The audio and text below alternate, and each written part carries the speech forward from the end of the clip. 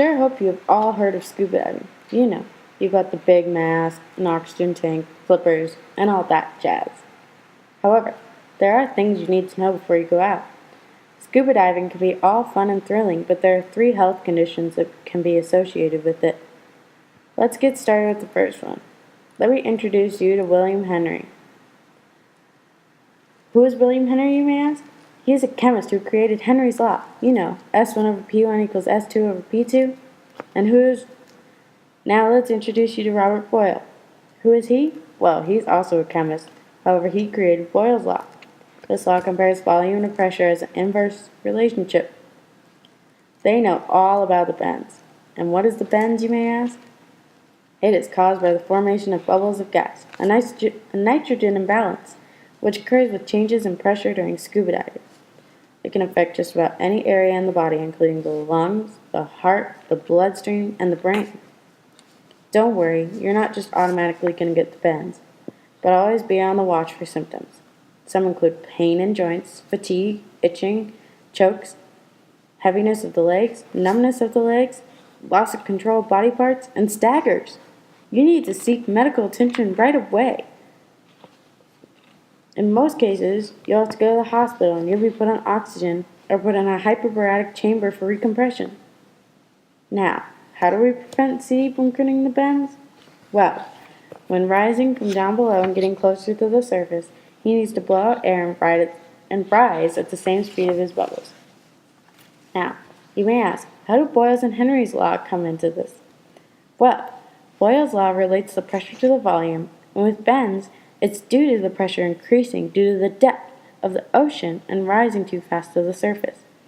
Henry's law states that the amount of gas dissolved in a solution varies directly with the partial pressure of that gas over the solution. Say a person who's been diving recently rises to a higher altitude, releases the gas quickly on the way up, causing the problem with the bends. Thanks, Henry and Boyles. But wait! Boyles, don't just leave yet. We need you for the next one. Air embolism.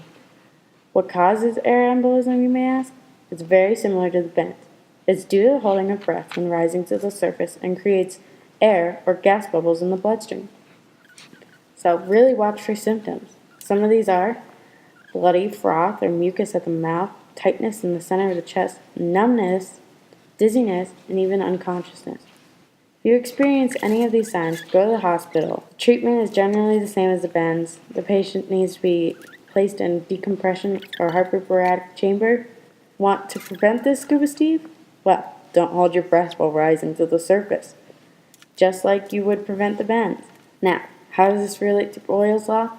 Well, pretty much the same thing as we said earlier. Now, we're almost done here. Just one more health condition that we'll be discussing today, and this is oxygen toxicity. Let's bring out John Dalton. As well as everyone else, he was a chemist, but he created Dalton's law that states that the total pressure of a mixture of gases is equal to the sum of partial pressures of the component gases. And what is oxygen toxicity? Well, it is a risk for scuba divers who expose themselves to high concentrations of oxygen by diving deep or using mixed gases. Symptoms to watch for: breathing difficulty, pain behind the breastbone, lung inflammation, and pulmonary edema. It can lead to problems later on in life, so just be careful. Treatment is something you can do on your own. So, if you or another fellow diver is experiencing symptoms, then you need to come to the surface and administer fresh air or oxygen and allow the person to rest and let the lungs eliminate any accumulated oxygen free of radicals before they become a problem. To prevent this, always know your dive limit. 130 feet. That is your limit. Take air breaks to make sure to reduce the risk of toxicity. And make sure your guides have a dive computer that will track your depth. Now, how does Dalton's law play into this? Well, Dalton's law, which states that on descent, the partial pressure of all component gases increase in the same ratio as the total pressure.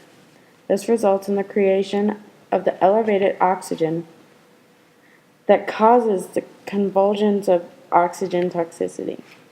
Thanks, Dalton, Boyle, and Henry for making sure Scuba Steve is ready to take on the big ocean. Just remember, Steve, take a diving class before you go out there. You may need to learn how to dive before you go. Oh, wait a minute. Hold on, hold on. Aren't we missing someone here? Oh, hey, let's bring out Jacques Charles. We forgot about Charles' law. Charles' law states that at given constant pressure, the volume of a gas varies directly as the absolute temperature, and this has to do with the oxygen tank you use when diving. When a scuba cylinder is filled, the friction of the air entering the cylinder heats things from the inside out. This makes the surface of the cylinder warm to touch. Just about all your shops will overfill the cylinders by about 10%. There's a reason for this. They are overfilled because of Charles' law. Friction heats the cylinder, and that cylinder will eventually cool off.